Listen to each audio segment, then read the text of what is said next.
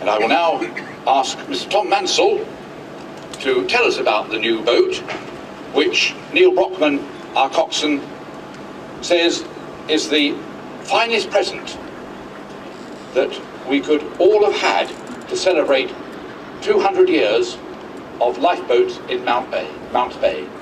Thank you.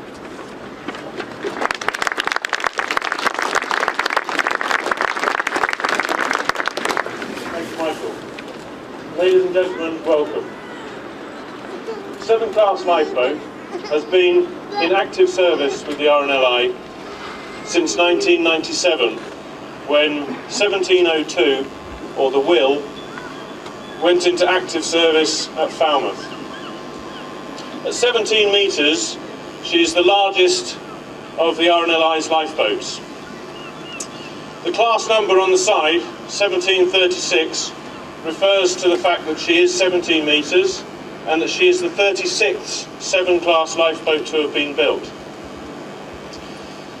The Ivan Ellen's official number is 1265, and this refers to the fact that she is the 1,265th lifeboat to have been built from the RNLI since the Grace Darling No. 1 lifeboat back in 1884. 119 years later, we have the Ivan Ellen, and a lot has changed since the Grace Darling. A modern lifeboat is built of fibre reinforced composite, which makes her incredibly light, incredibly strong, and very light. She's powered by twin Caterpillar engines, which give her a top speed of 25 knots, although the Ivan Ellen has recently been clocked doing 28, something that our engineers will be speaking to Neil about. She has a crew of 6 to 7 men and women, and she has a range of about 250 miles at top speed, although at reduced speed she has a far greater range. As you'd expect, she's fitted with state-of-the-art navigation and communication equipment, which enable her to carry out her duties quickly and efficiently. A lot has been said about 7 Class lifeboat, but I think the final word should go to the coxswain of the Penlee lifeboat, Mr. Neil Brockman. She's a tiger. And now I'd like to pass over to John Leach, the son of the donor.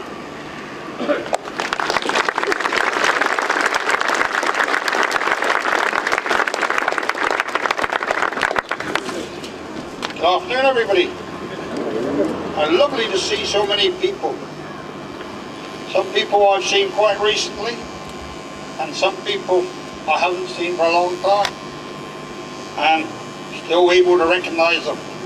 It just goes to show how well and healthy this job must be for us all. And how grateful I am for the Lifeboat Institution for placing this beautiful boat here. There were so many places that we were asked if it could go in Ireland, Scotland. If they really needed a boat badly, and rather than people lose their lives, I would make sure that it would have got there. But as there were other boats to fit the slot in, I was so grateful to the RNLI for bringing it right onto our doorstep. And I appreciate everybody for coming here today. I'm so pleased to see all the lifeboatmen, and I am so pleased to be here with Penlee. Not just Penlee, I like to be with everybody, but Penlee, I think our hearts really reached out from all over the country. I think we'll all agree to that. And I think that it's really wonderful that she should come here. And I'm so pleased to see all my relations and friends who've travelled so far. And I really think that there's possibly more people here today than will be at my funeral. But who cares? I won't only be with you here in I'm here in body, and we can all have a drink together. Thank you all very much indeed.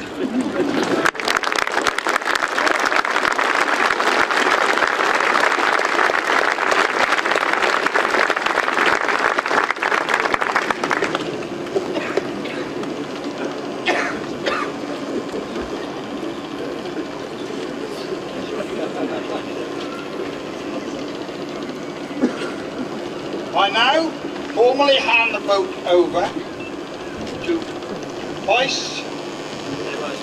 Air Vice Marshal John Penlee.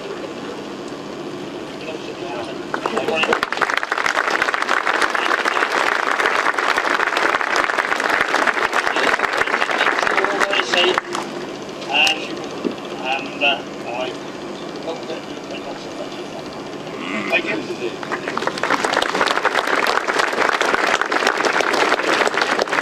Follow that, as they say, ladies and gentlemen. Distinguished guests, ladies and gentlemen, the word thank you doesn't adequately describe what the RNI feels for this magnificent bequest, John. It really is totally inadequate, but I can't think of a better word. And it's lovely seeing you here today with your family to be able to hand over the boat to the institution. In my previous incarnation as chairman of the RNI's Operations Committee, I had the pleasure of going to virtually all the stations in the institution. Met a great variety of people from all walks of life. But what struck me most forcibly, I think, was the friendly reception of our visiting team, but also the enthusiasm they showed for what they were doing. They were, of course, volunteers doing what they wanted to do, and it really showed. The voluntary ethos of the RNI is, in my view, its lifeblood, and long may it last. And I think it's extraordinary that in this day and age, we can still maintain this sort of organisation. While I'm up on my feet, I'd like to pay tribute to everyone at Penlee for running this wonderful station, for putting in so much time on behalf of the institution. And that's not just my thanks, but from the thanks of the Council of the RNI. Thank you very much indeed.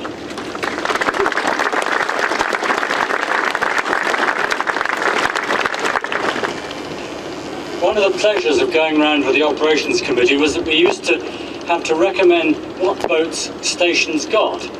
And of course, they always want something bigger and better. I found in the main the Cornish stations gave it straight from the shoulder. They'd tell you loud and clear what they wanted. Some might say they moaned occasionally, but not very often. The Irish took a slightly different, gentler approach. Some years ago, I had the pleasure of going to Lough Swilly in County Donegal in the Republic of Ireland, where there was a lifeboat station with a small D-boat. It had only been there about 2 years. The station had been open about a couple of years. It was a young station, young crew. Most of the crew worked in a factory for the Fruit of the Loom, an American company making garments, and there were 4 girls on the crew. More of that later. They wanted an Atlantic, and so we had a terrific reception, a huge mound of food, typical Irish hospitality. We sat down, did the business, talked about the operations and so on. And as we were leaving, the station honorary secretary gave each of us a box of a honeycomb of Irish honey. And one of the girls, who happened to be the beauty queen, Miss Donegal, grabbed hold of each of us in turn, gave us a smacking kiss and a hug. Well, would you believe, my knees quivered. And would you believe they got their boat? I've spoken to many crews operating the Severn Lifeboat, which Tom's already spoken about a bit, and without exception, they're full of praise for the performance and the seakeeping of the boat. It's a splendid boat, there's absolutely no doubt about that. But what I think is worth mentioning, and I should mention it, is it was designed in-house by the RNI at Poole. Headquarters is sometimes rather rudely called the Kremlin, completely undeserved, of course, but it is, I think, great credit to the naval architects there, the engineers, the operations staff, some of whom are represented here today, that they have produced such a splendid boat. And in my judgment, and I wouldn't pretend to be a great expert, but I think it's one of the best, if not the best, lifeboats of its size in the world. Ladies and gentlemen, Penlee Lifeboat has a long and very distinguished history. It's had its days of glory and, as we all know, of deep sadness. But throughout, its crews have displayed exemplary courage and dedication to the needs of the seafarer, and their performance and attitude has always been of the very highest order. I have every confidence that Neil Brockman and his crew will continue that great tradition, and it gives me enormous pleasure to formally hand over the Ivan Ellen to the Station Operations Manager, I should say, Station Operations Manager, Andrew Manson.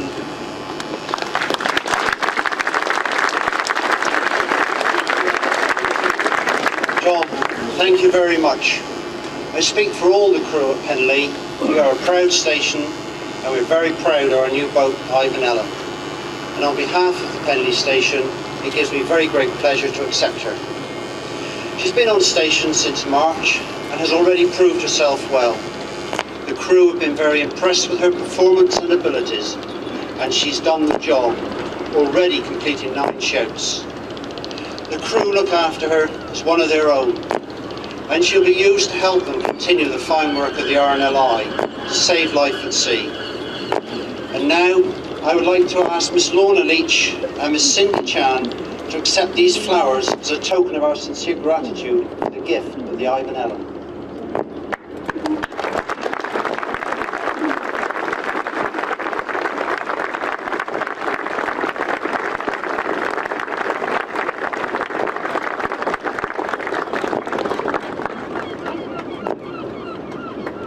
Thank you very much.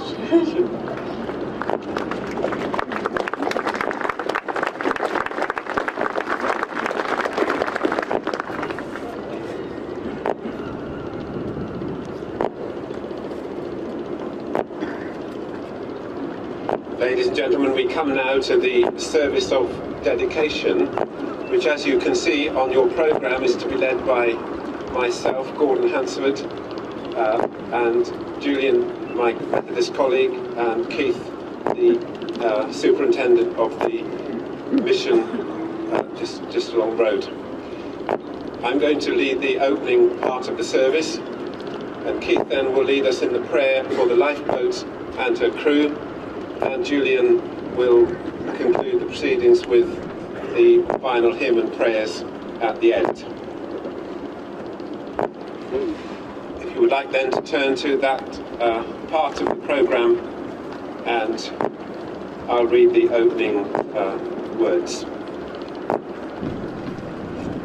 Conscious of our dependence on Almighty God, and remembering thankfully those who have served the lifeboats on this station in years gone by, we commit ourselves to the Lord's care by singing together now our first hymn, Will Your Anchor Hold in the Storm of Life.